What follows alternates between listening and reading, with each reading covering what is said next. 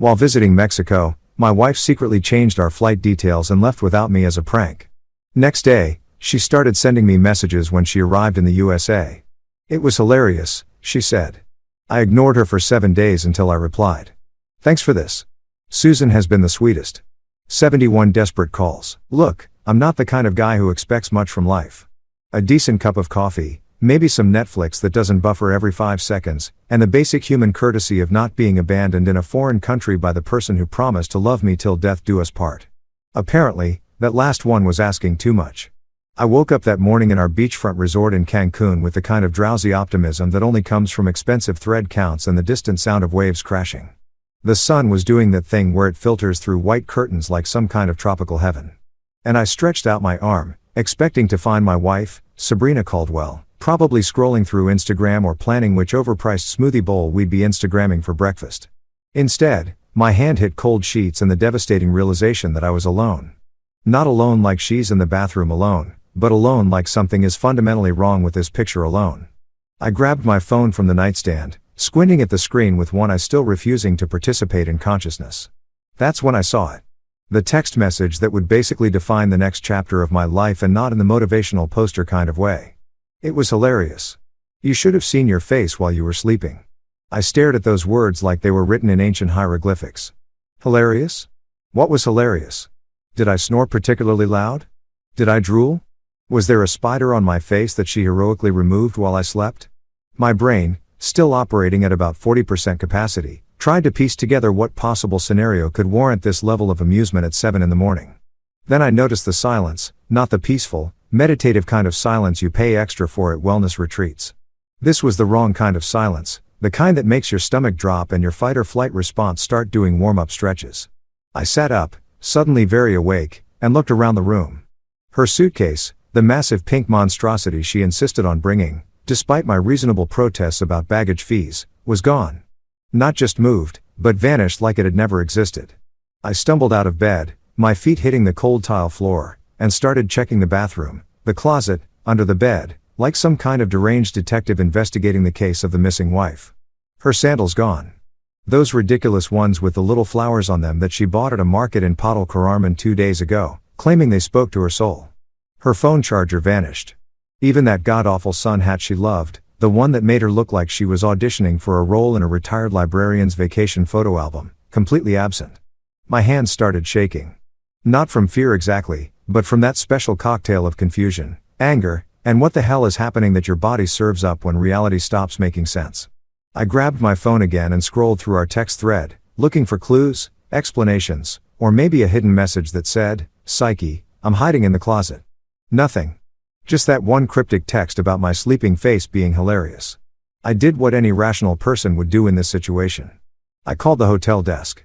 My voice came out higher than I intended, cracking like a 13-year-old's during puberty.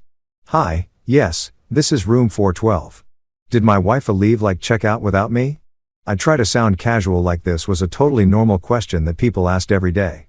Like I wasn't currently standing in a luxury hotel room in Mexico, wearing nothing but boxer shorts and existential dread, questioning every life choice that led to this moment.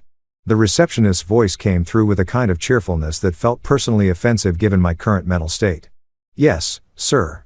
Miss Caldwell checked out at 3 a.m. She mentioned you had separate travel plans and didn't want to wake you. She said to tell you to enjoy your extra week here." Separate travel plans. Those 3 words hit me like a piñata bat to the face. We booked these tickets together 6 months ago. I was there when she clicked purchase on both our flights. I remember because she made me triple check the dates and then accused me of not being excited enough about the trip. I had been excited. I'd taken time off work, coordinated with my boss, told all my friends I'd be offline. This was supposed to be our romantic getaway, our chance to reconnect, our Instagram-worthy vacation that would make everyone back home jealous of our perfect marriage. My hands were definitely shaking now. I hung up on the overly cheerful receptionist and immediately called the airline, navigating through what felt like 47 automated menus before finally reaching a human being who confirmed my worst nightmare. "Yes, Mr. Thornton. I see here that your wife contacted us yesterday afternoon and changed your return flight to next Tuesday. She mentioned you wanted to extend your stay.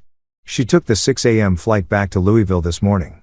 I stood there in the middle of that beautiful hotel room, phone pressed to my ear, barefoot on the cold tile, holding a half-eaten mango I'd apparently grabbed from the fruit basket at some point during this crisis without even realizing it. The mango was dripping juice down my hand. I watched it drip, mesmerized, because it was easier than processing what was actually happening. My wife, the woman I'd married 3 years ago in that barn venue she'd insisted on despite my allergies, the woman who promised to be my partner through thick and thin, the woman who literally stood in front of 200 people and vowed to honor and cherish me, had just abandoned me in Mexico like I was a goldfish she'd gotten bored of. And apparently she thought it was funny. I sat down on the edge of the bed, still holding that stupid mango, and stared at my phone. Another text popped up. "Don't worry, I'll pick you up next week. Miss you already. Face blowing a kiss. Miss me? Miss me? Lady? You just committed what I'm pretty sure counts as spousal abandonment with a side of psychological warfare. And you're hitting me with kiss emojis." I looked around the empty room, our room, which was now just my room, and tried to figure out if this counted as a kidnapping, a divorce starter pack, or just stupidity with sunscreen. The mango juice was still dripping. Somewhere outside, people were laughing and splashing in the pool, living their normal, non-abandoned lives. And me, I was sitting in paradise alone, holding fruit, and wondering if my marriage had just ended via text message and budget airline logistics. Spoiler alert, it absolutely had. I spent the first hour after my wife's great disappearing act trying to convince myself this was all some elaborate joke. You know, the kind where someone jumps out from behind a potted plant yelling surprise and everyone laughs and hugs it out and we all pretend this wasn't a deeply traumatic experience that'll require years of therapy to unpack. I genuinely expected Sabrina to come bursting through the door with her phone out, recording my reaction for TikTok or whatever social media platform she was currently obsessed with this week. I even checked behind the curtains. Not my proudest moment, but desperate times call for desperate measures. And apparently, I'd become the kind of person who searches hotel rooms for his hiding wife, like we're playing the world's worst game of hide and seek. But no, she wasn't hiding behind the curtains or under the bed or in the shower doing that thing where you stay really quiet and try not to laugh. She was just gone. Actually, legitimately, no joke, gone. Probably somewhere over the Gulf of Mexico right now, sitting in seat 17B, sipping a complimentary ginger ale and thinking about how hilarious this whole situation was. My phone buzzed again and I looked down at it with the kind of dread usually reserved for checking your bank account after a night of drunk online shopping. Relax. It's a prank. I'll tell everyone how you freaked out. It'll be funny. I read that message 3 times each time hoping the words would rearrange themselves into something that made sense. A prank. She called this a prank. Like putting plastic wrap over the toilet seat is a prank. Like hiding someone's keys is a prank. Abandoning your spouse in a foreign country and stealing his return flight is not a prank. It's a felony with vacation vibes. I typed out about 15 different responses, each one angrier than the last, but deleted them all. What was I supposed to say? Hey honey, great prank. Really got me. Nothing says comedy gold like international abandonment. No, she didn't deserve the satisfaction of knowing she'd gotten under my skin, even though she had. Even though I was currently spiraling in a hotel room trying to figure out if my marriage had just ended or if this was just another Tuesday in the Sabrina Caldwell chaos show. Yeah, hilarious. Like identity theft but with marriage vows. Like being catfished except you're already married to the catfish. Like finding out your life partner thinks emotional terrorism is a personality trait. I needed coffee. Not the wimpy hotel room coffee that tastes like sad water filtered through old socks, but real coffee. The kind that could wake up a coma patient or fuel a small rocket ship. The kind of coffee that might help me process the fact that my wife had just gaslit me across international borders. I got dressed in yesterday's clothes because apparently all my clean stuff was in Sabrina's suitcase. Of course it was. And headed downstairs to the hotel bar. It was barely 9 a.m., which felt too early to start drinking, but also seemed like exactly the right time given the circumstances. The bartender gave me a look that said he'd seen this movie before, and I was just the latest rerun.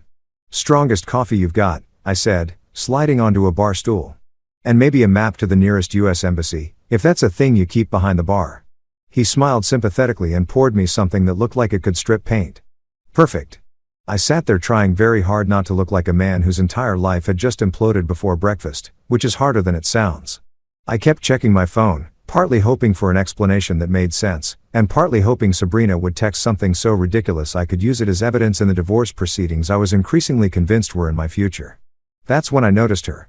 The woman sitting 3 seats down with a laptop covered in stickers that looked like they'd been collected from every corner of the internet. Wi-Fi wife, read one. Exes don't deserve tax refunds, announced another. There was a third one that just said, "Nope," in bold letters, which honestly felt like the most relatable thing I'd seen all morning. She had this calm, focused energy, the kind that suggested she had her life together in a way I currently did not. Dark hair pulled back in a ponytail, glasses perched on her nose, fingers flying across the keyboard like she was writing the great American novel, or at least a very strongly worded Yelp review. I must have been staring because she looked up and caught me mid-existential crisis stare. Instead of being weird about it, she just smiled slightly and went back to her laptop. Professional, unbothered, definitely not the kind of person who would abandon someone in Mexico for laughs. I turned back to my paint stripper coffee and pulled out my phone, Googling US Embassy Cancun because that seemed like the adult thing to do. I was so absorbed in trying to figure out if I needed an appointment or could just show up and explain that my wife had committed what I was pretty sure was at least 3 different crimes. I didn't notice the woman had moved closer until she spoke. "Let me guess," she said, her voice carrying the slightly amused tone of someone who'd seen enough tourist disasters to write a book about it. "Stranded tourist." I looked up, probably looking exactly as pathetic as I felt. "Close," I said, attempting a smile that definitely came out more like a grimace. "Stranded husband." My wife thought disappearing and stealing my return flight would be funny. Her eyebrow raised in that way that communicated an entire paragraph of judgment without saying a word. "Funny? Depends on who's laughing. You don't seem like the one finding the humor in it." "Yeah. Weird how being abandoned in a foreign country kills my sense of comedy," I said, surprised by how bitter I sounded. "Must be something about the international betrayal that dampens the mood." She actually laughed at that. A real laugh, not the polite kind people do when they're uncomfortable. "That's fair. I'm Susan, by the way. Susan Morales, travel writer, professional observer of tourist disasters, and apparently now a witness to whatever this situation is." "Miles Thornton," I said, shaking her offered hand. "Professional disaster, amateur abandoned husband and current star of what I'm calling How I Lost My Wife and Found Trust Issues. A Mexican Adventure." "Catchy title," Susan said, settling onto the bar stool next to mine. "Could use some work on the subtitle, though. Maybe a tale of betrayal, budget airlines, and bad decisions." I laughed and it felt good. Weird, but good. Like my face had forgotten how to do anything except look confused and mildly panicked for the past 2 hours. Susan gestured to my phone where the embassy website was still pulled up. "You're going about this the hard way. The embassy can't really do much unless she stole your passport, which I'm guessing she didn't." I checked my wallet, relieved to find my passport still there. "No, she left me that. And apparently a hotel room for another week that I definitely can't afford on my own." "Okay, so here's what you do," Susan said, pulling out her own phone with the efficiency of someone who'd solved problems in foreign countries before. "First, we get you a temporary room you can actually afford. There's a decent place 2 blocks from here, clean, cheap, no bed bugs. Then, we deal with getting you a flight home that doesn't cost your firstborn child. And maybe, if you're interested, we get you some tacos because nobody should deal with spousal abandonment on an empty stomach." I stared at her, this complete stranger who was being kinder to me in 5 minutes than my wife had been in the past 24 hours. "Why are you helping me?" Susan shrugged, closing her laptop. "Because my ex once left me at an airport because he said I walked too slow. Took me a week to realize that wasn't a flaw in my character. It was a blessing in disguise. Sometimes the trash takes itself out, you know. Might as well help someone else figure that out faster than I did." My phone buzzed again. Another text from Sabrina. "Miss you already. Face-blowing kiss. 2 hearts." I showed it to Susan, who made a face like she just tasted something expired. "Yeah," she said flatly. "You're going to need those tacos." And honestly, she was right. Turns out Susan Morales wasn't just blowing smoke when she said she could help. Within an hour, this woman I'd met exactly 60 minutes ago had found me a hotel room that didn't require selling a kidney, helped me fill out some kind of form for the airline that might, emphasis on might, get me a flight change without bankrupting me, and was currently leading me through the streets of Cancun toward what she promised were life-changing tacos. I was skeptical about the life-changing part, mostly because my life had already changed pretty dramatically in the past few hours, and I wasn't sure tacos could compete with spousal abandonment on the transformation scale. But I was hungry, exhausted, and following a stranger through Mexico seemed like exactly the kind of decision-making I was capable of right now. Susan had this energy about her that I can only describe as aggressively competent, like she'd seen enough chaos in her life that nothing really fazed her anymore. She walked with purpose, dodged street vendors with practiced ease, and somehow managed to look completely at home in a foreign country while I was still trying to remember if I'd put on deodorant that morning. "So, she said as we navigated around a group of tourists taking selfies with a street performer dressed as a Mayan warrior. How long have you and the disappearing wife been married? 3 years, I said, stepping over a puddle that may or may not have been water. 3 years of what I thought was marriage, but was apparently just me being the audience for her one-woman show of chaos. Susan laughed. That same genuine laugh from earlier. Oh man, I know that feeling. My ex used to call himself spontaneous. I called him unemployed and irresponsible, but potato. My phone buzzed in my pocket. I didn't even need to look to know it was Sabrina. She'd been texting every 15 minutes like clockwork. Each message somehow more oblivious than the last. I pulled it out anyway because apparently I'm a glutton for punishment. Don't be mad. Smiling face with smiling eyes. Come on, lighten up. You're too serious.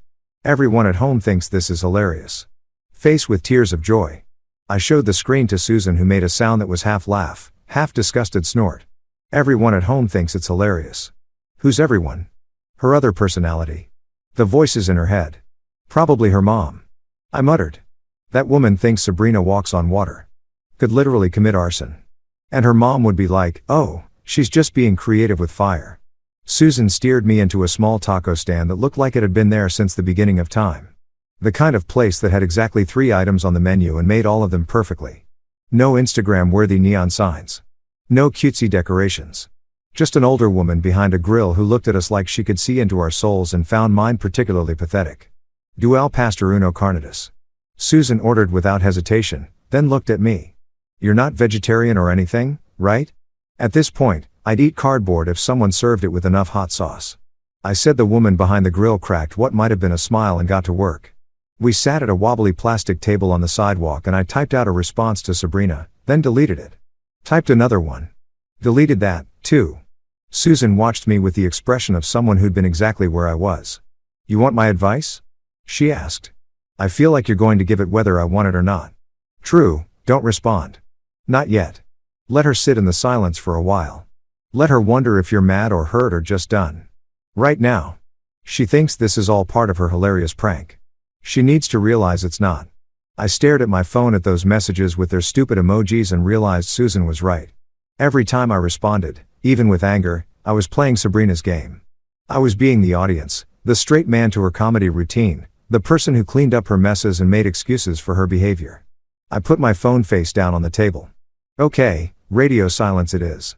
Good man, Susan said as the tacos arrived. Now eat. You look like a strong breeze could knock you over. She wasn't wrong. I'd been running on adrenaline and coffee since 6 a.m. and it was starting to catch up with me. I took a bite of the al pastor taco and understood immediately why Susan had used the phrase life-changing. It was perfectly seasoned, the pineapple adding just the right amount of sweetness. The meat tender and flavorful. For about 30 seconds, I forgot I was an abandoned husband eating his feelings on a sidewalk in Mexico. Right, Susan said, watching my face. I told you. You weren't lying. I admitted these are legitimately incredible. We ate in comfortable silence for a few minutes, which was weird because I just met this woman and usually I'm terrible at silence with people I don't know. But Susan had this way of making everything feel normal. Like sitting on a curb eating tacos with a stranger was just another Tuesday. Can I ask you something? I said, between bites. Why are you being so nice to me? I mean, you literally just met me. I could be a serial killer or a timeshare salesman or something equally terrible. Susan wiped her hands on a napkin and considered the question. Honestly, because when I was going through my breakup, I was alone in Prague trying to figure out how to get home with a maxed out credit card and a shattered sense of reality. A random bartender helped me out. Didn't ask for anything in return, just helped because he could. I swore if I ever saw someone in a similar situation, I'd pay it forward. So, I'm like, your good karma project? More like my fellow survivor of relationship disasters project, she corrected. Plus, I'm a travel writer. This is literally going to make great content. How to survive being abandoned in paradise, a guide. I laughed despite myself. You're going to write about this? Oh, absolutely. With your permission, obviously. I'll change the names to protect the guilty. She grinned. Your wife is going to be Karen, the universal name for people who think the rules don't apply to them. Perfect. She'd hate that. I took another bite of taco, feeling something shift in my chest. Not happiness exactly, but maybe the absence of the constant low-level anxiety I've been carrying for years. You know what's weird? I haven't felt this relaxed in months, maybe years. I'm literally stranded in a foreign country. My marriage is probably over. I have no idea how I'm getting home, and somehow I feel better than I did yesterday. Susan nodded like this made perfect sense. That's because yesterday you were managing someone else's chaos. Today you're just dealing with regular problems that have actual solutions. Big difference. My phone buzzed again and again and again. Sabrina was apparently escalating from confused to concerned. Miles, seriously, answer me. This isn't funny anymore. Why aren't you responding? Susan glanced at my phone. How long do you think before she realizes she messed up? Honestly, I'm not sure she will. Self-awareness isn't really her strong suit. I finished my taco and leaned back in the plastic chair. She once rear-ended someone in a parking lot and spent 20 minutes explaining to the other driver why it was actually their fault for being parked there. Jesus. Yeah. And I stood there nodding along like that made sense. Like I was her backup singer in the performance of Nothing Is Ever My Fault, the musical.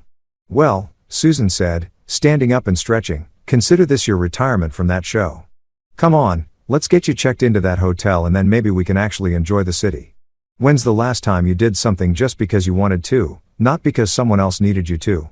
I thought about it and couldn't remember. Every vacation, every weekend, every free moment had been spent either managing Sabrina's latest crisis or preventing the next one. I'd become so good at anticipating her needs that I'd forgotten I had my own. I honestly can't remember. I admit it.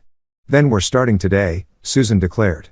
Rule number 1 of being a functional human: occasionally do things that make you happy. Radical concept, I know. We walked back through the streets of Cancun. And for the first time since I'd woken up that morning, I wasn't thinking about Sabrina or the mess waiting for me back home. I was just walking, eating excellent tacos, talking to someone who treated kindness like it wasn't a limited resource. My phone buzzed one more time. I looked at it, saw another desperate message from Sabrina, and did something I'd never done before. I turned off the notifications. Susan saw and gave me an approving nod. Look at you setting boundaries. I'm so proud I might cry. Don't, I said. I'm barely holding it together as it is. But I was smiling. Actually smiling. And somewhere between the tacos and the sunshine and Susan's matter-of-fact kindness, I started to think that maybe being abandoned in Mexico wasn't the worst thing that could have happened to me. Maybe it was exactly what I needed. The next morning, Susan convinced me to actually explore Cancun instead of sitting in my budget hotel room spiraling into an existential crisis. She had this whole philosophy about how wallowing was fine for like an hour max, but after that you were just marinating in your own misery and that helped nobody. Come on, she'd said, banging on my door at 8 a.m. like some kind of motivational drill sergeant. I'm taking you to the local markets, real Mexico, not the resort gift shop version, where they charge $40 for a shot glass. So, there I was, wandering through narrow streets lined with vendors selling everything from hand-painted pottery to questionable knockoff designer bags, following a woman I'd known for less than 24 hours, who somehow felt more reliable than my wife of 3 years. The irony wasn't lost on me. Susan was in her element, chatting with vendors in Spanish that was way better than my high school dentist nonsense, haggling over prices with a smile, showing me which stalls had the good stuff versus the tourist traps. And somewhere between watching her negotiate over a woven blanket and sampling fresh mango from a street cart, my brain decided it was time for a highlight reel of all the red flags I'd ignored in my marriage. You know that thing where you're fine until you're not and then suddenly your brain is like, hey, remember that time? And proceeds to dump 3 years of suppressed memories on you like an emotional avalanche. Yeah, that happened. First memory, Thanksgiving, year 2 of our marriage. I'd spent the entire day before grocery shopping for what I thought was going to be a quiet dinner for 2. Maybe her parents if they were in town. I bought a turkey, the fancy stuffing mix, 3 kinds of pie because I couldn't decide the whole Norman Rockwell painting setup. I was feeling pretty good about myself, honestly. Domestic as hell. I came home from work that Wednesday to find Sabrina had invited 40 people over. 40. She'd posted about it on Facebook while I was in a meeting and apparently just assumed I'd be cool with feeding a small army on 24 hours notice. Surprise, she'd said like this was a gift and not a logistical nightmare. I thought it would be more fun with people. You're always saying we should be more social.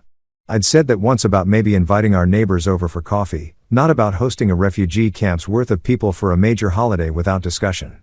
I'd spent that entire Thanksgiving running between the kitchen and the dining room like a deranged caterer while Sabrina held court in the living room, telling everyone how spontaneous and fun she was. 3 people had asked me where the bathroom was. One guy I'd never met ate the last slice of pumpkin pie I'd been saving. I'd smiled through the whole thing because that's what you do, right? You don't make a scene. You don't tell your wife in front of 40 near strangers that maybe a heads up would have been nice. You okay? Susan asked, pulling me out of the memory. You just made a face like you bit into a lemon. Just remembering stuff, I said. Bad stuff. Marriage stuff.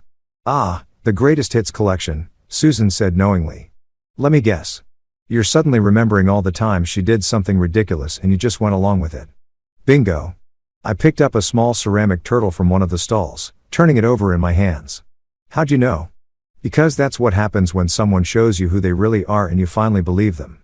All those little moments you explained away start looking different in hindsight. She bought the turtle and handed it to me. Here's something to remember this trip by that isn't emotional trauma. I pocketed the turtle and kept walking, but my brain wasn't done with me yet. Memory number 2, the pottery wheel incident. We've been saving for a trip to Italy. Nothing crazy, just a week in Rome, maybe Florence. I'd been putting money aside from every paycheck for 6 months. Had a whole spreadsheet tracking our progress because I'm that kind of person. We were so close. Another 2 months and we'd have enough for flights and a decent hotel. I came home one day to find a pottery wheel in our living room. A full-size professional-grade pottery wheel that cost roughly the same as 2 round-trip tickets to Europe. It was on sale, Sabrina had explained, already covered in clay, looking at me like I was the crazy one for not being excited. I've always wanted to try pottery. This is me investing in my creativity. The pottery wheel got used exactly 3 times before it became a very expensive side table. We never made it to Italy. I'd started the savings fund over, but then the transmission went out in her car and then her sister needed help with rent. And then there was always something. The Italy fund became the whatever Sabrina needs right now fund, which was apparently its destiny all along. Oh man, you just made another face. Susan observed. What was this one? Let me guess. She made a major purchase without telling you. Pottery wheel, I said. Killed our Italy trip. Used it 3 times. Susan winced.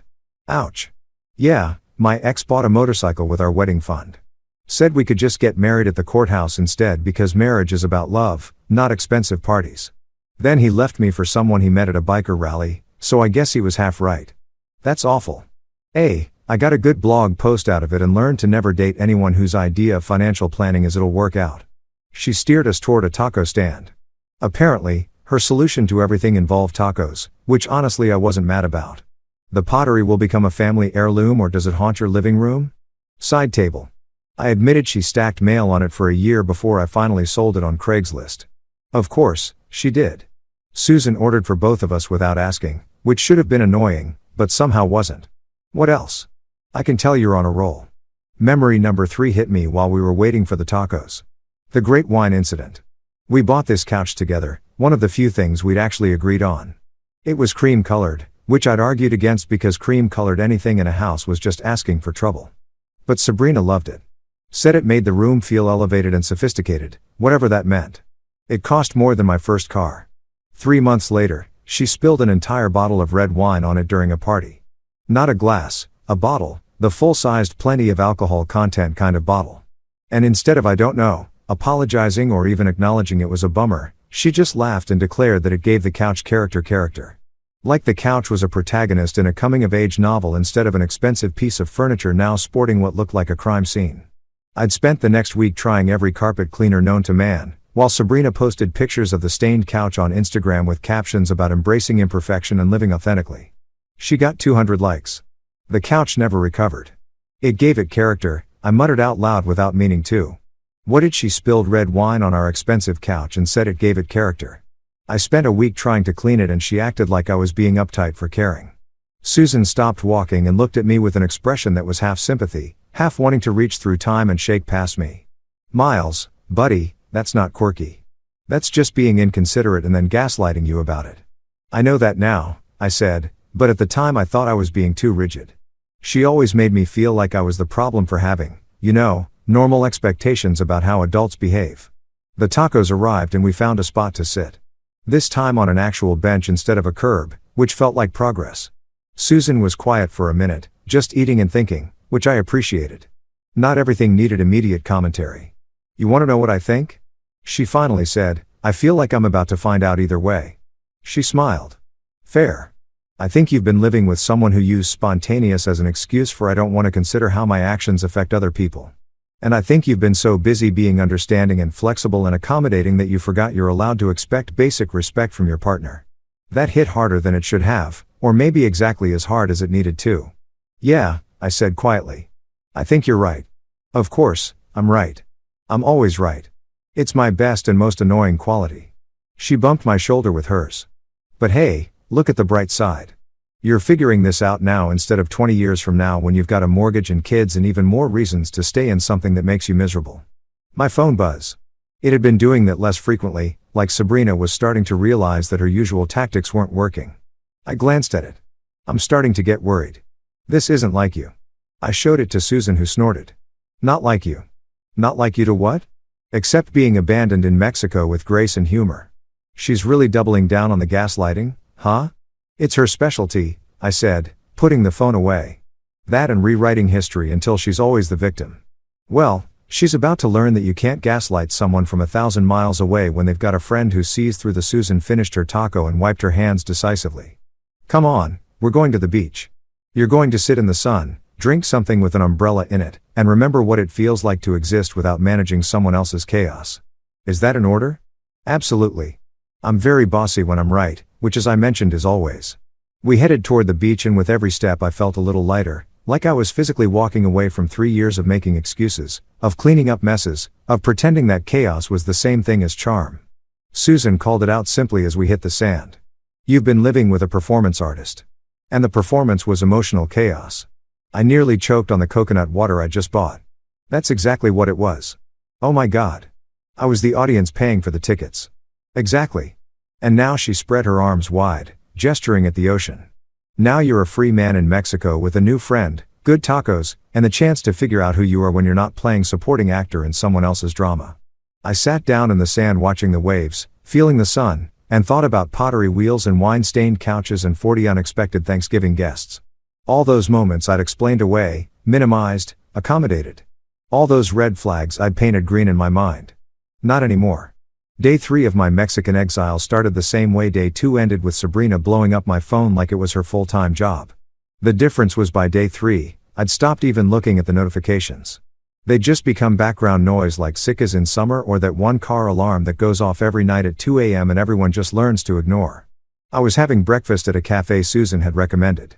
Real coffee, actual food, no existential dread included. When my phone started vibrating so hard it nearly fell off the table. I glanced at the screen and saw Sabrina's face, the photo from our wedding where she looked absolutely perfect and I looked like I'd been caught mid-sneeze. Fitting, really. I declined the call and took another bite of my Kiloquils. 30 seconds later, she called again and again and again. It was like playing whack-a-mole, except the mole was my wife's total inability to accept that I wasn't playing her game anymore. The texts started coming in rapid fire. Each one a master class and missing the point. You're not seriously mad, right? Everyone's laughing. You should, too. Come on, Miles. Don't be dramatic. Fine. I'll book you another flight. Don't be like this. Don't be like this. Like I was the one being unreasonable. Like I was the one who'd committed what was essentially a federal offense against marriage. Classic Sabrina. Reframe everything until she's the reasonable one and you're the stick in the mud for having feelings about being wronged. I screenshot the messages and sent them to Susan with the caption. She's spiraling. Susan's response came back immediately. Good. Let her spiral. She's earned it. I smiled and ordered another coffee. Susan was meeting me later to check out some Mayan ruins, which sounded way more interesting than engaging with whatever Olympic-level mental gymnastics Sabrina was performing back in Kentucky. My phone rang again. This time it was Daniel Cole, my best friend since college and the only person who'd consistently told me that Sabrina was a lot. Even when I wasn't ready to hear it, I answered, grateful for a call that didn't come with manipulation attached. Dude, Daniel said before I could even say hello. Dude, she left you in another country. Who does that? My wife, I said, stirring sugar into my coffee. Or maybe my soon-to-be ex-wife. I haven't decided yet. Haven't decided, Miles. She abandoned you internationally. That's not hoopsie. Forgot to tell you I changed the flights. That's I need a lawyer and possibly a restraining order territory. I know. I watched a group of tourists walk by, all wearing matching t-shirts that said squad trip in glitter letters. Even they probably had better travel partners than I did. I'm just trying to process everything, you know. 3 years of marriage doesn't just evaporate because of one massively insane thing. No, but it should make you look back at all the other massively insane things and connect the dots, Daniel said. I could hear him typing in the background, probably at work, but too invested in my drama to care. Man, that's not a prank. That's a therapy starter pack. That's a Netflix documentary waiting to happen. Wife Gone Wild, a story of international abandonment. I laughed despite myself. Susan said something similar, except she called Sabrina, a performance artist specializing in emotional chaos. Susan, who's Susan? Travel writer I met at the hotel. She's been helping me navigate the whole stranded in Mexico thing, getting me cheap rooms, showing me around, keeping me from completely losing it. There was a pause on Daniel's end. Okay, don't take this the wrong way, but is Susan single? Daniel, I'm just saying you're in Mexico. Your wife just revealed herself to be a cartoon villain and some kind stranger is helping you. That's literally the plot of every rom-com ever made. It's not like that, I said, though I wasn't entirely sure what it was like. She's just being nice, paying forward some kindness someone showed her during her own breakup. Uh-huh. And she's doing this out of the pure goodness of her heart. Yes, not everyone has ulterior motives, Daniel. Some people are just decent human beings who help other decent human beings when they're in bad situations. Fair enough, Daniel conceded. But if you two end up falling in love over tacos and sunset walks, I'm calling it now so I can say I told you so at your wedding. There's not going to be a wedding. I'm still technically married, remember? Technically is doing a lot of heavy lifting in that sentence. My friend, we talked for a few more minutes about logistics, whether I needed money, if my boss was cool with me extending my time off, whether I should just cut my losses and come home now versus staying. Daniel was firmly in the stay and figure your life out camp, which honestly surprised me. I'd expected him to tell me to get on the next flight and deal with everything like an adult. Nah, man, he said when I told him this. You never take time for yourself ever. You're always managing Sabrina's latest crisis or covering for her or explaining her to people. Take the week. Hell, take the month if you can swing it. Figure out what you want when her chaos isn't drowning out everything else. After we hung up, I sat there feeling something I hadn't felt in a long time. Supported, not just by Daniel, but by Susan, by this whole weird situation that had forced me to stop and actually think about my life instead of just surviving it. My phone rang again. This time, it was my sister, Grace Thornton, and I knew from experience that she was about to bring a level of righteous fury that even Sabrina wouldn't be prepared for. Miles Benjamin Thornton. She said in that voice that meant I was either in trouble or someone else was about to be. I just talked to Mom. She just talked to Sabrina's mom. What in the actual hell is happening? So you heard? Heard. Miles, she abandoned you in Mexico. That's not heard. That's what the territory. Grace had never liked Sabrina. Not from day one. She'd smiled through the wedding and been polite at family gatherings. But I knew sisters always know. I swear to God, I'm going to drive to her house. And Grace, don't. It's not worth it. Not worth it. She committed what I'm pretty sure is at least 3 different crimes. Theft, maybe kidnapping, definitely being a garbage human being.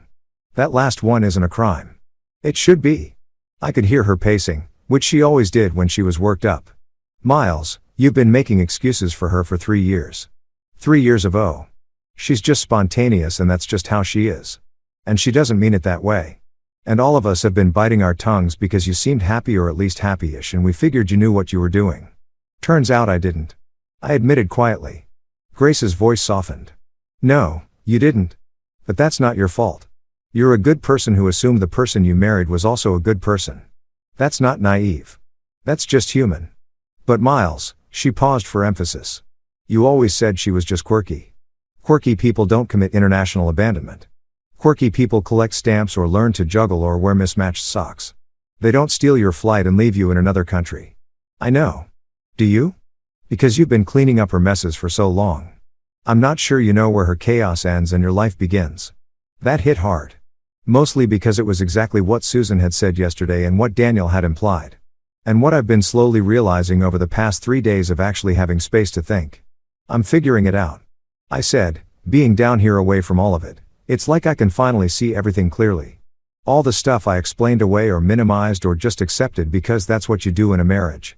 No, Grace said firmly. That's not what you do in a marriage. In a marriage, both people care about each other's feelings. Both people consider how their actions affect their partner. Both people don't treat abandonment like it's a hilarious prank. When you put it that way, it sounds really bad. That's because it is really bad, Miles. Like divorce lawyer bad, like tell everyone what she did so they stop thinking she's quirky and start seeing she's terrible bad. I laughed despite the heaviness of the conversation. You really don't like her, huh? I didn't like her before she pulled this stunt. Now I'm pretty sure if I saw her, I'd throw something. Nothing heavy, just like a shoe or maybe a salad. Something that makes a point without catching a charge. Please don't assault my wife with produce. No promises, Grace said. But I could hear the smile in her voice. Seriously though, what are you going to do right now? Stay here for the rest of the week. Think, breathe, eat tacos with Susan. Susan, why does everyone keep asking about Susan like that? Because when a man's wife abandons him and he immediately mentions another woman's name multiple times, people notice. She's just a friend who's helping me out. Aha. Is she single? Oh my God. You and Daniel need to start a support group or something. But I was smiling. Yes, she's single. No, nothing is happening. I'm still married to the woman who left me here, remember? Barely married. Grace corrected. Technically married. Married in name. Only married. You're the second person to point out that technicality today. That's because it's an important technicality. Grace sighed. Look, I'm not saying jump into something new. I'm just saying don't jump back into something that's been slowly killing you for 3 years. You deserve better than someone who thinks your feelings are punchlines. After we hung up, I ordered another coffee, my third, but who was counting, and looked at my phone. 71 missed calls from Sabrina. 71. The woman had called me 71 times in 3 days and still somehow thought she was the reasonable one in this situation. The final text sat there, all caps, punctuation abuse. Who is Susan? I stared at it for a long moment, then smiled, typed out one word, logistics. Her response was immediate. What does that mean? I didn't answer. Let her sit with that. Let her wonder. Let her feel a fraction of the confusion and frustration I'd felt 3 days ago when I woke up abandoned. Susan arrived at the cafe right on time, sunglasses on, ready for our Mayan ruins adventure. She slid into the seat across from me and immediately clocked my expression. You told her about me, didn't you? Maybe mentioned your name once and she's losing her mind like it's an Olympic sport and she's going for gold. Susan laughed and raised her coffee cup to Chaos Chickens coming home to roost. I clinkied my cup against hers to Chaos Chickens. And for the first time in 3 years, I felt like maybe I wasn't the one cleaning up after them. On the 5th morning of my unplanned Mexican sabbatical, I woke up before my alarm and didn't immediately feel that familiar knot of anxiety in my chest. You know the one, the feeling that something's wrong or about to go wrong or needs to be fixed before it goes wrong. The feeling I'd been waking up with for 3 years straight without even realizing it had become my normal. I sat up in bed in my budget hotel room that smelled faintly like cleaning solution and ocean air. And I felt nothing. Not happy exactly. Not sad, just calm, like my nervous system had finally figured out it didn't need to be on high alert 24/7 anymore. My phone was still on Do Not Disturb, which meant Sabrina's increasingly unhinged messages were piling up in digital purgatory where they belonged. I ignored them and got dressed, grabbed a notebook I'd bought from a street vendor yesterday, and headed to the balcony that overlooked the beach. The sun was just starting to come up, painting everything in shades of pink and orange that would have looked fake if someone had tried to describe them. A few early risers were already on the beach jogging or doing yoga or just standing there with their coffee watching the waves. Normal people doing normal things, living lives that probably didn't involve spousal abandonment or international drama. I opened the notebook to a fresh page and stared at it for a minute. Then I wrote at the top, things I won't do again. It felt dramatic, like something you'd see in a movie montage where the protagonist has their big revelation moment set to an indie rock song. But I didn't care. I needed to get this out of my head and onto paper before I could talk myself out of it or convince myself I was overreacting. Number 1 wrote itself. Apologize for someone else's stupidity. I'd spent 3 years apologizing to people for Sabrina's behavior. Sorry she's late. Sorry she forgot about your party. Sorry she made that joke about your haircut. Sorry she used your bathroom and reorganized your medicine cabinet because she thought it would be helpful.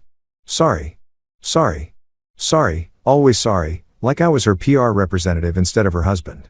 Number 2, call manipulation spontaneity. That one hurt to write because it meant acknowledging how much I'd been lying to myself. Every time she pulled something without warning, I called it spontaneous. Every time she made a decision that affected both of us without consulting me, I told myself she was just creative and free-spirited. I'd rebranded red flags as quirks until I couldn't tell the difference anymore. Number 3, book joint vacations without insurance. Too soon, maybe, but also painfully relevant. I was working on number 4 when Susan appeared in the doorway to the balcony carrying 2 paper cups of coffee. She'd somehow gotten a key to my room, which should have been concerning, but at this point, I'd given up trying to understand how she made things happen. The woman had connections. "Planning your escape?" she asked, handing me one of the coffees and settling into the plastic chair next to mine. "Redefining it," I said, showing her the notebook. "Making a list of things I'm not doing anymore once I get back to reality." She read over my shoulder, nodding appreciatively. "This is good, healthy, very new year, new me, except it's not January, and you actually mean it." "You think I mean it?" "I think you're the kind of person who makes lists and then follows through on them. Unlike some people who just blow up their lives without a plan and then wonder why everything's on fire." She took a sip of her coffee. "What's number 4? I thought about it. Been hovering over the page. Stop accepting that's just how I am as an excuse for bad behavior." Susan made an approving noise. "Oh, that's a good one. That's the whole enchilada right there. People love to hide behind. That's just how I am. Like it's a get-out-of-jail-free card for being terrible, right? Like cool. Well, that's how you are.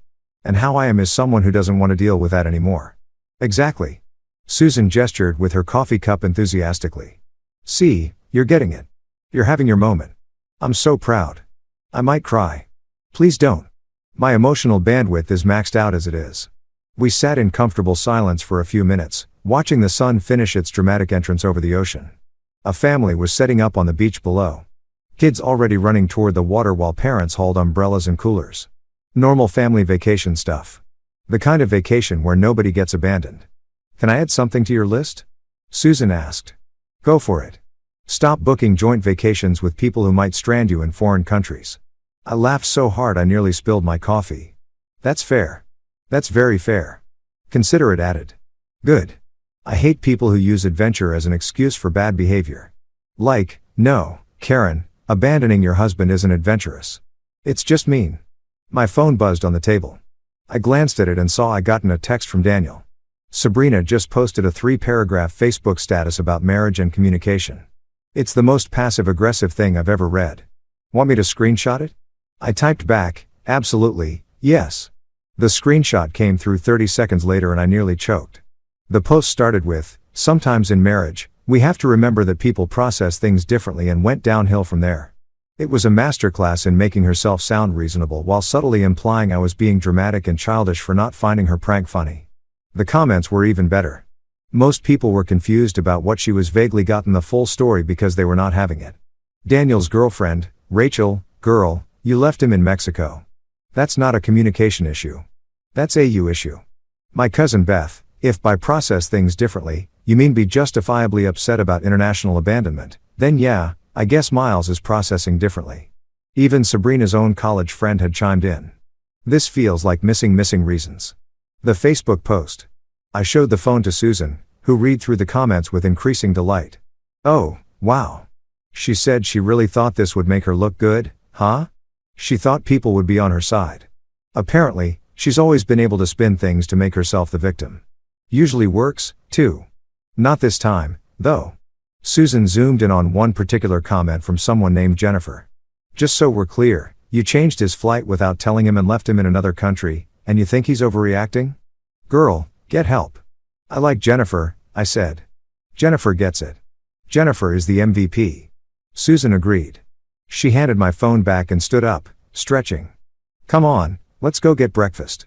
You can add to your list later, but right now you need to eat something that isn't emotional processing." We ended up at a little place Susan knew that served chilaquiles that could make you forget your own name. While we ate, I kept adding to my mental list of things I wouldn't do anymore. Stop making excuses when people pointed out concerning behavior. Stop prioritizing keeping the peace over being honest. Stop treating my own needs like they were optional extras in my marriage. "You know what's weird?" I said between bites. "I feel guilty. Like I'm sitting here in Mexico eating amazing food, hanging out with you, and I feel guilty that I'm not more upset." "That's Stockholm Syndrome," Susan said matter-of-factly. "We're like the relationship equivalent. You've been in crisis mode for so long that not being in crisis feels wrong. That's depressing. Super depressing, but also fixable. You just need to retrain your brain to understand that peace is actually the normal state and chaos is the aberration, not the other way around." My phone buzzed again. Another text from Sabrina. This one shorter than usual. I don't understand why you're being like this. I stared at it for a long moment, then showed it to Susan. You going to respond? She asked. I don't know. Part of me wants to lay out exactly why I'm being like this in excruciating detail, but the other part knows she won't actually hear it. She'll just find a way to make it about her feelings. So, don't respond, Susan suggested. Not everything deserves a response, especially not when someone's proven they're not actually asking a question. They're just demanding you validate their version of events. She was right. Sabrina didn't want to understand. She wanted me to tell her it was okay, that I forgave her, that we could laugh about this someday. She wanted me to go back to being the person who cleaned up her messes and called them adventures. I put my phone face down on the table and went back to my kiloquiles. Added another line to my mental list. Stop explaining myself to people who aren't actually listening. Look at you, Susan said, raising her coffee cup. Setting boundaries, having standards, not immediately folding like a lawn chair. I'm so proud. I might actually cry this time. You keep threatening to cry, but I haven't seen any tears yet. I'm holding them back through sheer force of will. I'm very tough. We finished breakfast and spent the rest of the morning walking through the city, not going anywhere in particular, just existing in space without crisis or drama or someone needing something from me. At one point, Susan stopped to take pictures of a street art mural, and I just stood there watching her work, realizing this was what normal felt like. Not exciting, not adventurous, just normal. And after 3 years of Sabrina's chaos, normal felt absolutely revolutionary. Later that afternoon, we ended up back at my hotel, sitting on that balcony with the ocean view. I'd filled up 3 pages in my notebook by then. Things I wouldn't do, things I wanted to do, things I'd forgotten I even liked because Sabrina's preferences had always taken up all the oxygen in the room. You know what's funny? I said, watching the sunset start to happen. For 3 years, I thought I was being a good husband by accommodating everything, by being flexible, by not making waves. Turns out I was just teaching her that my boundaries didn't matter. Susan looked up from her laptop where she'd been working on an article. That's the thing nobody tells you about relationships. Being accommodating is good until it becomes being a doormat. There's a line and most people don't realize they've crossed it until they're so far on the wrong side they can't even see the line anymore. Where was this wisdom 3 years ago? Probably in Prague, crying over my own doormat situation and learning these lessons the hard way. My phone buzzed one more time.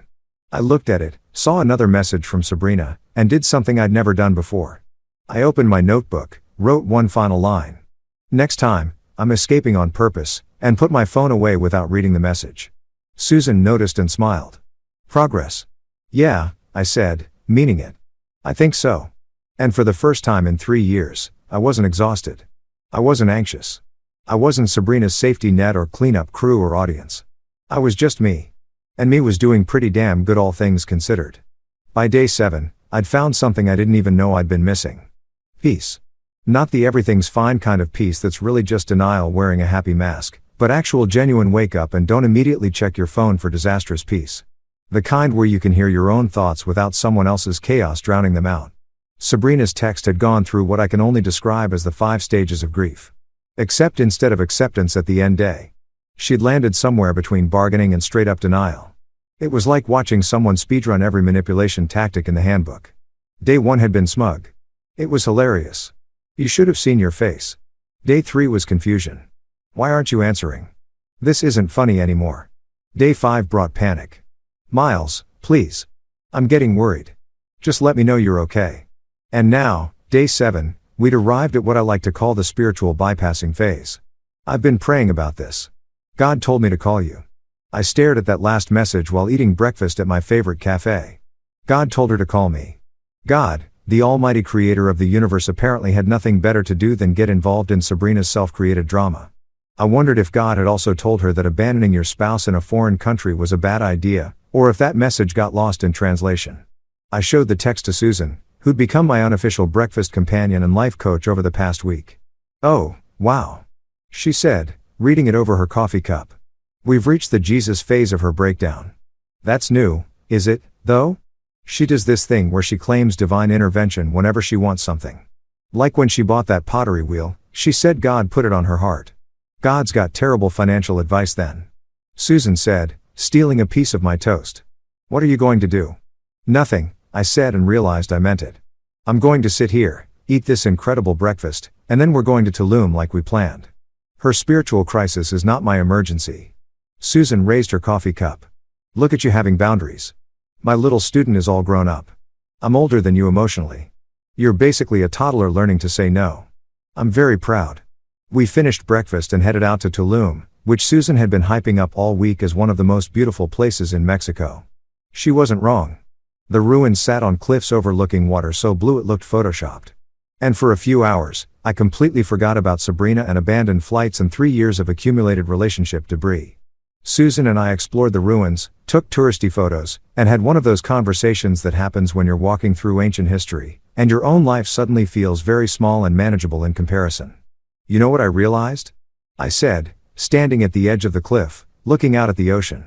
I haven't missed her, not once. I've been angry, confused, hurt, but I haven't actually missed Sabrina herself.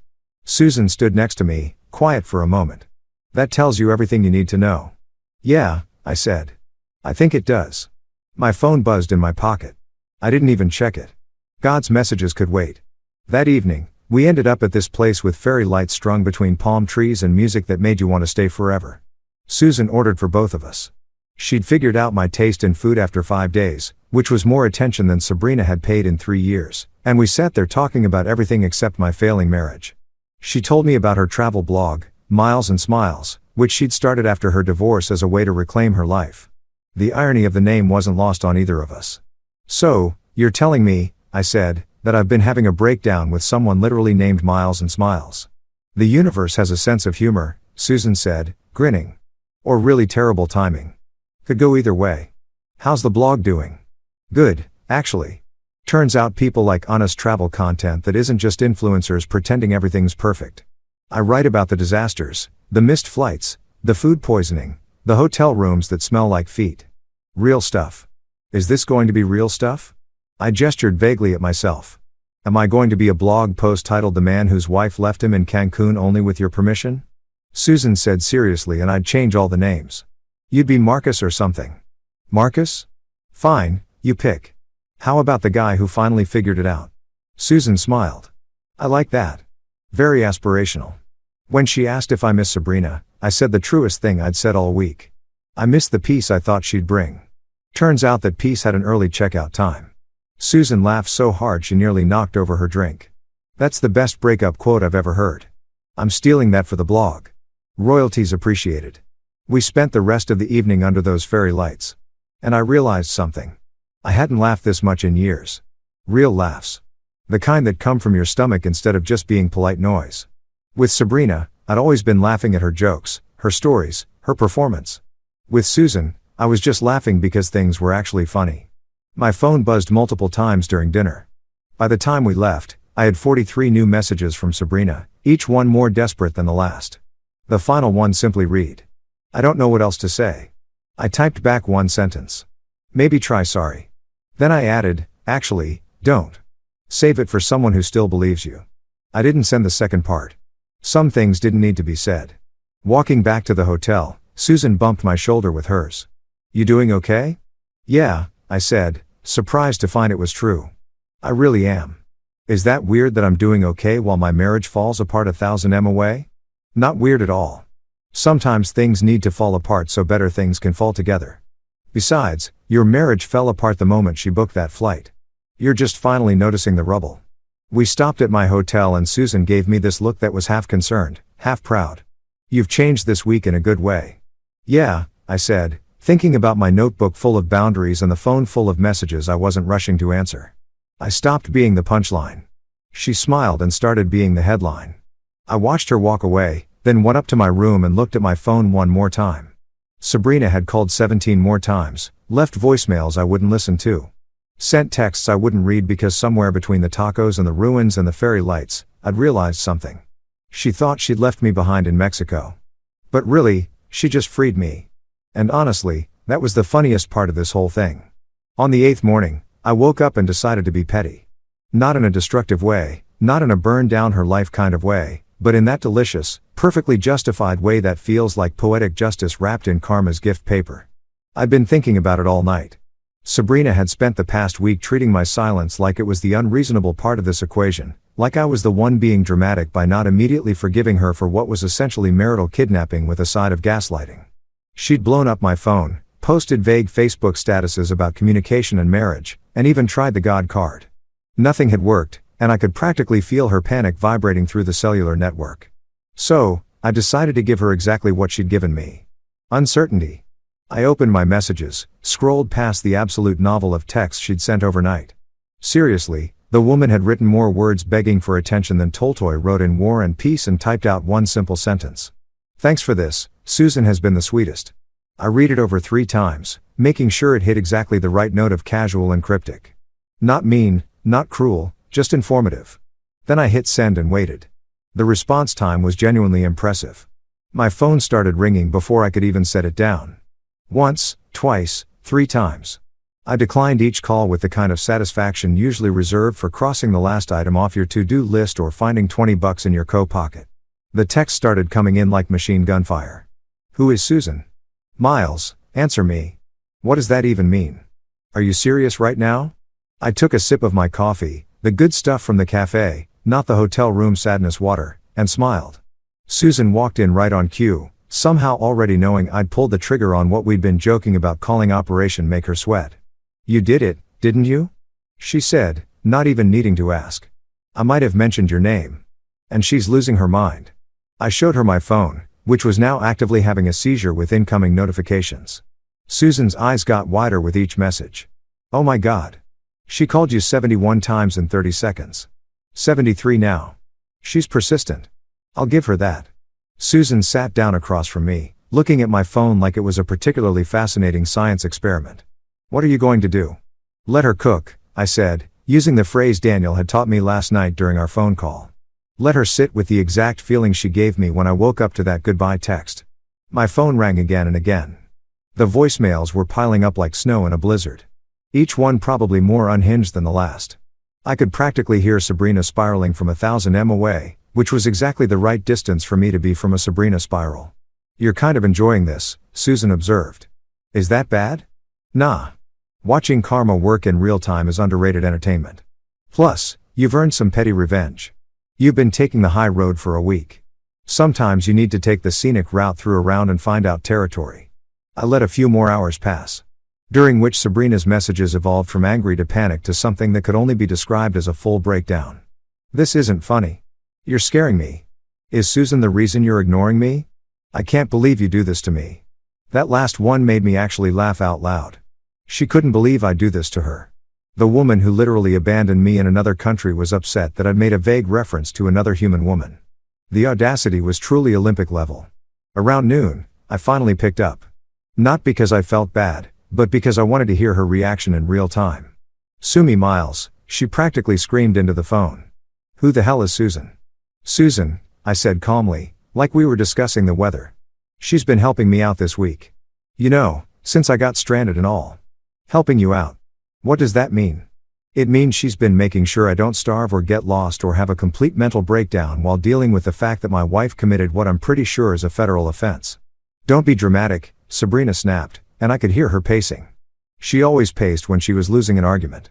I didn't commit a federal offense. It was a prank that you're blowing out of proportion. Right. My bad.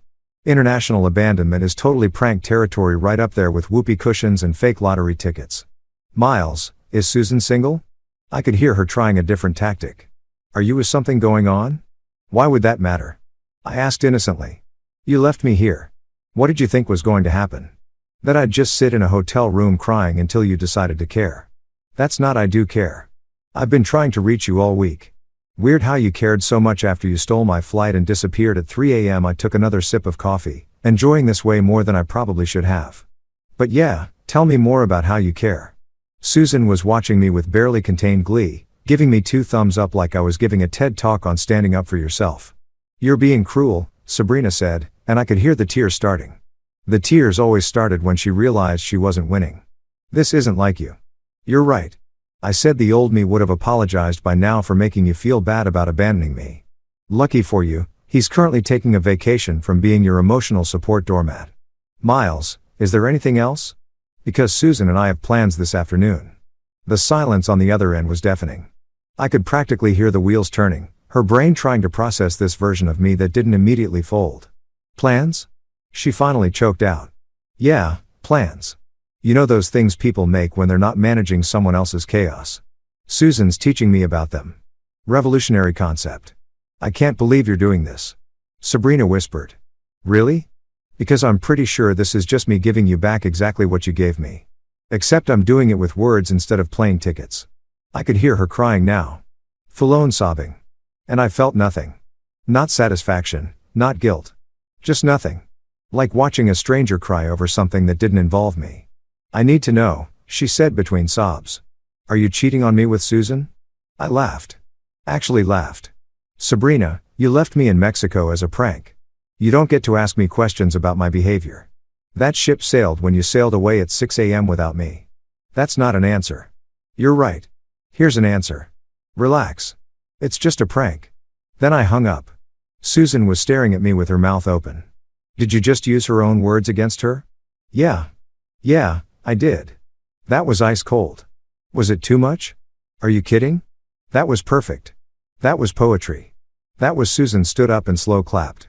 That was the most beautiful thing I've ever witnessed. My phone immediately started ringing again.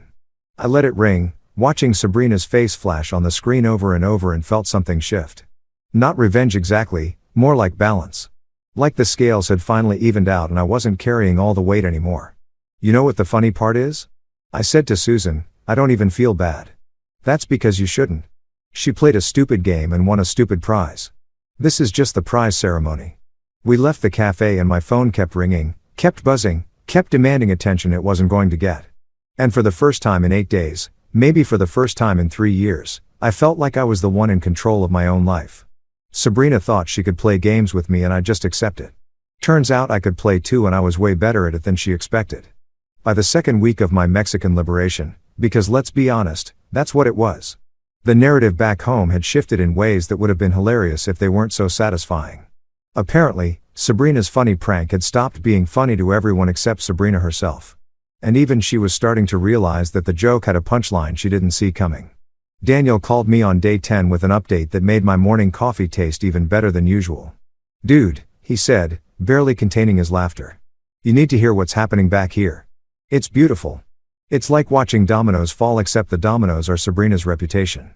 Tell me everything, I said, settling into my balcony chair with the phone on speaker so Susan could hear. She'd become my official partner in Schadenfreude. And honestly, it was the healthiest relationship I'd had in years. Okay. So, first, remember how she posted that whole thing about communication in marriage? Yeah. People started asking questions. Specifically, your cousin Beth asked what exactly happened that required so much communication. And Sabrina being Sabrina told the whole story like it made her look good. Oh, no, I said, but I was smiling. Oh, yes.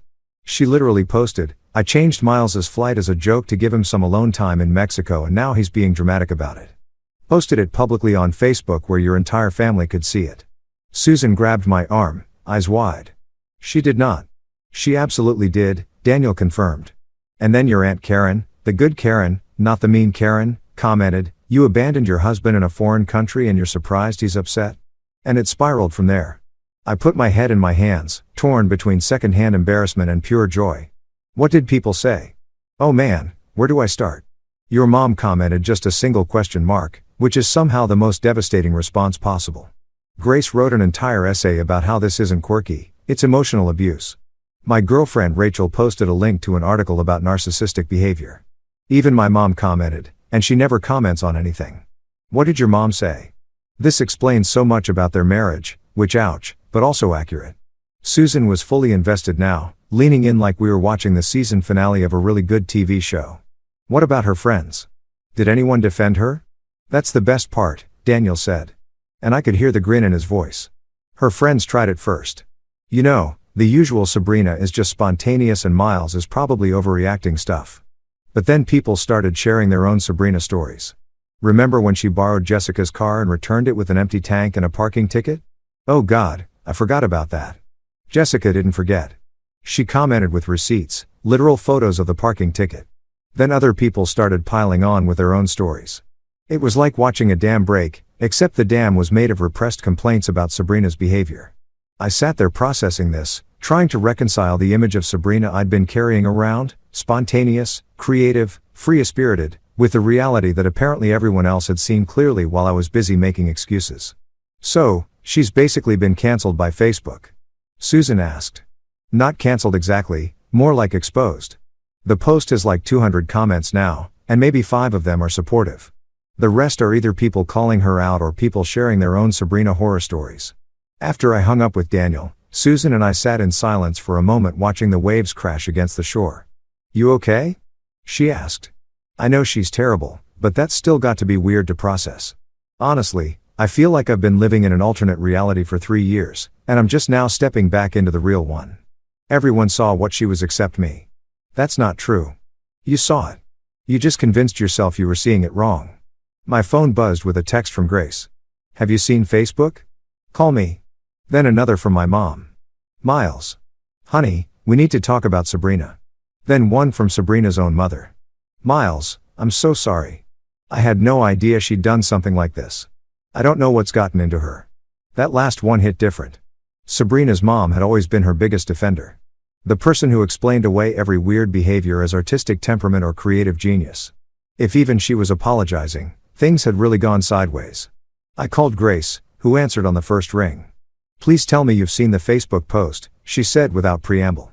Daniel gave me the highlights. The highlights don't do it justice. Miles, people are dragging her through the mud and honestly, she deserves it. Do you know how many people have messaged me privately saying they've been waiting for someone to call out her behavior? How many? 17.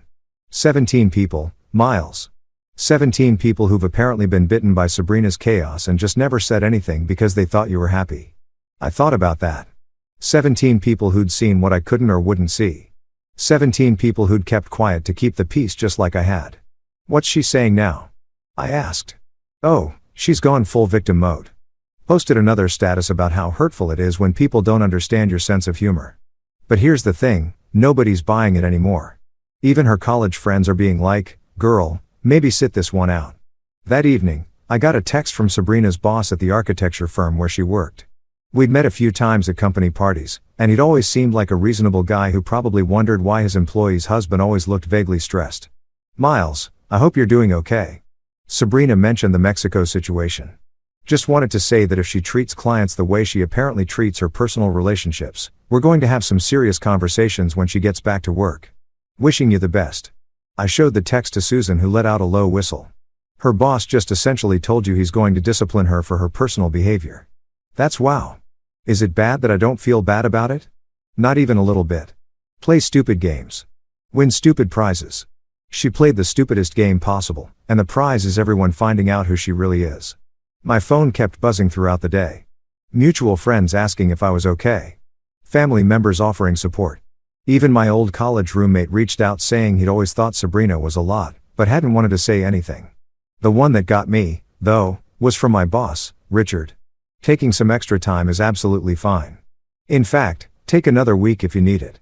Your wife's prank made the rounds at the office. HR wants to talk to you about our family crisis leave policy when you get back. We've got your back. I stared at that message for a long time. My boss had heard about this. HR knew. Everyone knew. The story had spread beyond Facebook and into real life. And everywhere it went, people were unanimously agreeing that Sabrina had massively screwed up. You know what the weirdest part is? I said to Susan that night over dinner. I thought I'd feel vindicated. Like, see, I wasn't crazy for being upset. But mostly, I just feel tired. That's normal. You spent 3 years gaslighting yourself into thinking her behavior was acceptable. Finding out everyone else thought it was insane doesn't erase those 3 years of confusion. How are you so wise about this stuff? Therapy. So much therapy. Like an amount of therapy that would make Freud say, maybe that's too much therapy. She smiled. But seriously, you're processing years of normalized chaos in real time. Cut yourself some slack. Later that night, Sabrina posted one more Facebook status. Someone screenshot it and sent it to me within minutes. I'm taking a break from social media to focus on my mental health and healing. I hope everyone who piled on today feels good about themselves. The comments were immediate and merciless. Girl, you abandoned your husband in Mexico. Log off. Healing from what? From consequences. The caucasity of making yourself the victim here is truly Olympic level. Even worse for her, someone had commented, maybe use this social media break to Google how to apologize without being manipulative. It had 63 likes. I put my phone down and looked out at the ocean. Somewhere back in Kentucky, Sabrina was dealing with the fallout of her actions for the first time in probably her entire life. No one was buying her version of events. No one was making excuses for her. No one was cleaning up her mess. For once, she was sitting in the consequences of her choices. And apparently, those consequences were uncomfortable enough that she needed to heal from them. You think she'll actually learn from this? Susan asked, following my gaze to the water. Honestly, probably not. People like Sabrina don't usually have come to Jesus moments. They just find new audiences who haven't figured them out yet. Cynical, but accurate. 3 years of marriage will do that to you. My phone buzzed one more time. A text from Sabrina's mom. Miles, I owe you an apology. I've been enabling her behavior for years. I convinced myself she was just creative and free-spirited, but I see now that I was making excuses for someone who needs to grow up. You deserve better. I'm sorry. I read it twice, then showed it to Susan. Her own mother, Susan said quietly. That's got to sting. Yeah, I said. But maybe that's what she needs. Not people protecting her from reality, but people finally letting reality catch up to her. Think she'll try to call probably, but I'm not picking up. Good, Susan said, raising her beer bottle to consequences. Finally finding their target. I clinked my bottle against hers to consequences. And somewhere in the Mexican night, with the sound of waves and distant music and the peaceful absence of chaos, I realized something. The joke hadn't just reversed. It had finally told the truth. And the truth was Sabrina had been the punchline all along. I stayed another month, not because I was running away or hiding or avoiding the inevitable return to reality, but because for the first time in years, maybe ever, I was making a decision based purely on what I wanted, not what someone else needed, not what would keep the peace, not what would make me look like a good husband or a responsible adult, just what I wanted. And what I wanted was to stay in Mexico a little longer. My boss had been surprisingly cool about it. After the "your wife abandoned you in another country" story made the rounds at the office, I'd suddenly become the recipient of an absurd amount of goodwill and understanding. Richard told me to take all the time I needed, that my projects could wait, and that honestly the team was just impressed I was handling everything so well. I didn't tell him that handling it well mostly involved eating tacos and pretending my phone didn't exist. I'd also started working remotely, which turned out to be shockingly easy when you weren't spending half your mental energy managing someone else's emotional chaos. I'd get up early, knock out my work before lunch, and then spend the afternoon exploring with Susan or just sitting on the beach reading books I'd been meaning to read for years, but somehow never had time for. Turns out I'd had plenty of time. I'd just been spending it all on Sabrina. Susan and I had fallen into this easy rhythm that didn't need labels or definitions or urgent conversations about what this is. We'd grab breakfast together most mornings, work on our respective laptops in companionable silence, then go do something, explore a new part of the city, try a restaurant one of her blog followers recommended, or just sit on the beach and exist without crisis. You know what's weird? I said one afternoon watching her edit photos for her blog. We were at our usual cafe, the one that had basically become our office. I'm happier right now in the middle of my marriage falling apart than I was in the entire 3 years of actually being married. Susan looked up from her laptop, pushing her glasses up her nose. That's not weird at all. You're finally not carrying someone else's emotional baggage. You're traveling light. Is that a travel blog metaphor? Everything's a travel blog metaphor if you're brave enough. She grinned. But seriously, you've been walking around for 3 years with a 50 pounds backpack full of Sabrina's issues. Of course, you feel lighter now that you've put it down. I didn't realize how heavy it was until I wasn't carrying it anymore. That's the thing about slowly increasing weight. You don't notice until someone asks you why you're walking funny. My phone buzzed. It had been doing that less and less over the past few weeks. Sabrina's attempts to reach me had gone from constant to frequent to occasional to sporadic. The Facebook fallout had apparently taught her that maybe, just maybe, she wasn't the victim in this story, though I doubted the lesson had really sunk in. This time it was Daniel. Sabrina hired a divorce lawyer. Thought you should know. I stared at the message for a moment, waiting for the panic or sadness or any of the emotions I thought I'd feel when this moment came. Instead, I felt relief. Pure uncomplicated relief. She filed, I said to Susan, showing her the text. How do you feel? Like I just got parole from a prison sentence I didn't realize I was serving. Susan reached across the table and squeezed my hand. Good. That's the correct response. I called Daniel back, putting him on speaker so Susan could hear. How'd you find out? I asked. She posted about it. Not directly, but one of those vague, sometimes the hardest decisions are the right ones posts with a photo of her looking sad in golden hour lighting. Someone commented asking if she was okay, and she said she'd made the difficult choice to file for divorce. Susan made a noise that was half laugh, half disbelief. She made the difficult choice. SH made it. That's Sabrina, I said, rewriting history until she's always the protagonist making brave choices instead of the chaos goblin facing consequences. Chaos goblin, Daniel repeated. I'm using that. That's perfect. We talk logistics for a bit. I need to get a lawyer, deal with paperwork, figure out what to do about our apartment and our stuff and all the boring administrative tasks that come with untangling a life. But none of it felt urgent or scary. It just felt like items on a to-do list, and I was good at to-do lists. After we hung up, Susan closed her laptop and gave me a look I'd come to recognize as her real talk incoming face. So, she said, what are you going to do long term? I mean, honestly, I have no idea. Get divorced, obviously. Probably find a new apartment since ours has wine stains and bad memories. Keep working. Keep existing. Maybe get a therapist to unpack why I spent 3 years in a relationship that made me miserable. Those are all good plans, Susan said carefully. But what do you want? Not what you should do or what's responsible or what makes sense. What do you actually want?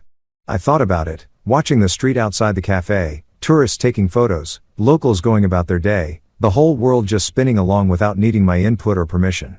I want to keep feeling like this, I said finally. Not the divorce part or the drama part, but this part, the part where I wake up and my first thought isn't, what crisis do I need to manage today? I want to keep working remotely sometimes. I want to travel more. I want to have breakfast with people who make me laugh instead of people who make me anxious. Those are achievable wants, Susan said, smiling. Are they though? Or is this just some temporary Mexico magic that'll disappear the second I get back to real life? Real life is what you make it. You've been living in Sabrina's version of real life for 3 years. Time to build your own version. Over the next few weeks, I did exactly that. I found a divorce lawyer who came highly recommended and who upon hearing my story said, yeah, this should be pretty straightforward. She doesn't have much of a leg to stand on legally or morally. I started apartment hunting online, looking at places that were just mine.